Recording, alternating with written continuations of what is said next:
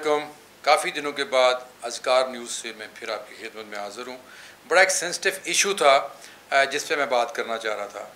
Bairiya town Pakistan के अंदर एक बहुत बड़ा नाम है जो मलक रियाज के साथ जुड़ा हुआ है। मैं मीडिया टाउन में रहता हूँ, उसके बिल्कुल एडजर्न जो मेरे घर की दीवार है, मेरे लॉन की दीवार है, वो बैरिया टाउन फ़ेज़ 2 के साथ जुड़ती है।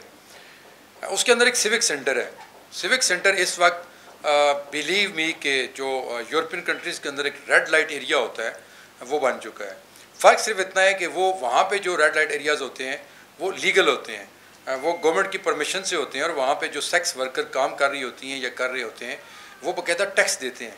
हर महीने उनका मेडिकल होता है, उनके पास लाइसेंस होता है कि किसी को HIV तो नहीं है या कोई और बीमारी तो नहीं है। लेकिन हमारे यहाँ बैरिया टाउन जो सिविक सेंटर है, यहाँ जितने भी फ्लैट्स हैं तकरीबन उनमें 70-80% इसी तरह की क्रिमिनल एक्टिविटीज़ हो रही हैं। बज़ाहिर वो मसाज सेंटर हैं, स्पा हैं, लेकिन अंदर खाने धंधा वही है जो रेड लाइट एरिया में होता है। मैं अपने जिस माशरे में रहता हूँ मैं खुल के उस पर बात इसलिए नहीं करना चाहता कि लोग इसको भी गलत रंग दे देते हैं। अभी हाल ही में पिछले सिर्फ चंद दिनों के अंदर थाना लुईबीर में जो नए SHO आए हैं मलक शबीर, उसने मुझे हैरान हो कि किस तरह जुर्रत का मुजाहरा किया कि वहाँ पे छापे मारे, और इस वक्त तक वहाँ से तकरीबन कुछ 16 लड़कियाँ अरेस्ट हुई हैं और कुछ 7-8 लड़के। उन लड़कियों की जो तस्वीरें मेरे सामने आई हैं, जो पिक्चर्स आई हैं, उनको देख के लगता नहीं है कि वो इस पेशे से मुंसलिक हैं।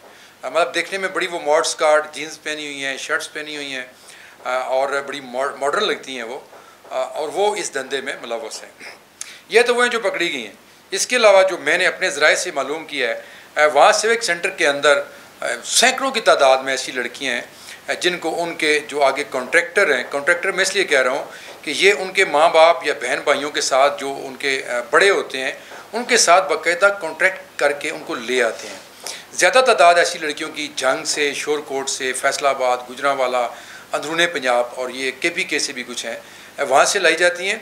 और वो पैसे जो कॉन्ट्रैक्ट के अंदर तय होते हैं, और आप सुन के हैरान होंगे कि वो रकम जो होती है वो 15 से 20 हज़ार रुपया होती है पर मंथ, वो उनके वहाँ पीछे भेजी जाती है जिसके साथ कॉन्ट्रैक्ट होता है। और यहाँ पे वो उनको फिर नशे का आदी कर दिया जाता है।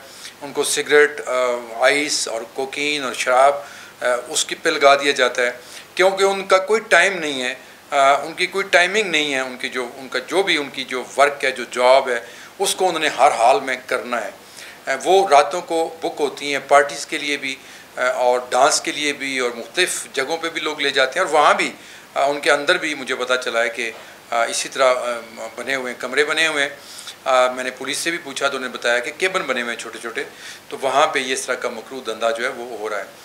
तो मैं तो काफ़ी अच्छे से बैरिया टाउन को क्राइम टाउन का नाम देता हूँ, और दुख अपने मीडिया पर भी है कि मीडिया जो है हमारा, जब कोई बैरिया टाउन के अंदर इस तरह की कोई कार्रवाई पकड़ी जाती है तो उसका नाम लेने के बजाय उसको लिखा जाता है निजी हाउसिंग सोसाइटी के अंदर ऐसा हुआ। और पुलिस जो है हमारी इस्लामाबाद पुलिस और रावलपिंडी पुलिस, वो भी जो अपनी प्रेस रिलीज़ है उसके अंदर बैरिया टाउन का नाम लिखना गवारा नहीं करते।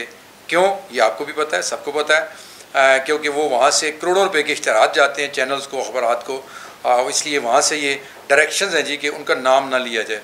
लेकिन मेरी ये कोशिश होती है कि मैं ना सिर्फ नाम लूँ बल्कि उस मकाम का भी नाम लूँ जहाँ पे ये हुआ, गली नंबर, मकान नंबर, सारा कुछ, क्योंकि ये वो बुराई है जो जुर्म तो है ही है, लेकिन साथ एक बहुत बड़ा गुनाह है जिसमें नौजवान नस्ल जो है वो बुरे तरीके से फंस रही है। इन्हीं चक्रों में फिर वो मनशियात की आदी होती है। लेकिन मैं तारीफ़ करूँगा जो मौजूदा SP हैं रूरल हसन, और ASP बिनेश जो काजी अमीन साहब की बेटी हैं, जस्टिस काजी अमीन चकवाल से उनका तल्लक है।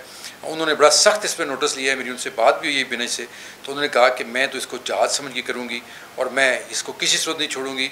हाँ, अगर गवर्नमेंट इसको लीगल कर दे, जैसे किसी दौर में सुना है लाहौर में हीरा मंडी होती थी, तो फिर तो पुलिस का कोई किरदार नहीं। लेकिन पुलिस का यहाँ पे बड़ा घिनौना किरदार है माजी में कि वो ऐसी जगहों से जो भी मुतलका थाना होता है वो बड़ी भारी मंथली भी लेते हैं, और अपने ज़ाती जो उनके गंदी ख्वाहिशात होती हैं वो भी फ्री में वहाँ से इस्तेफादा करते हैं। ये बड़ा एक बिटर रियलिटी है। इसके ऊपर हमारे IG जिनको फुर्सत नहीं है कि वो जराइम को कंट्रोल करें, जब से वो लगाए गए हैं वो धरनों को कंट्रोल में लगे हुए हैं। वो झूठे पर्चे जैसे याज अमीर के ऊपर दिया गया, किन के कहने पे दिया गया, जिनके कहने पे दिया गया, लेकिन दिया तो IG के हुक्म पे, और 3 रातें और 3 दिन जो उन्होंने गुजारे वहाँ पे, उसका हिसाब कौन लेगा? इस जुर्म की सज़ा किसको मिलेगी? वो उन तो नाकर्दा गुनाह में काट लिए 3 दिन 3 रातें, लेकिन इस जुर्म की जैसे जज ने बरी किया कि उसको। और दूसरी बात ये होती है कि यहाँ पे गिरफ़्तार पहले किया जाता है, तफ्तीश बाद में की जाती है, और बाद उसका तफ्तीश में वो बिल्कुल बेगुनाह साबित होता है। अपनी दुआओं में याद रखिएगा। फिर अगली किसी वीडियो में किसी बड़े अच्छे मौजू के साथ आपसे मिलेंगे। अल्लाह हाफ़िज़।